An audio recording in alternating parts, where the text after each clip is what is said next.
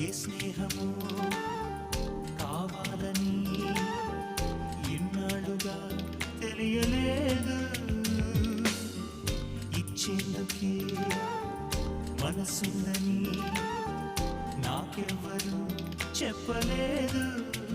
చెలిమి చిరునామా తెలుసుకోగానే రెక్కలొచ్చాయో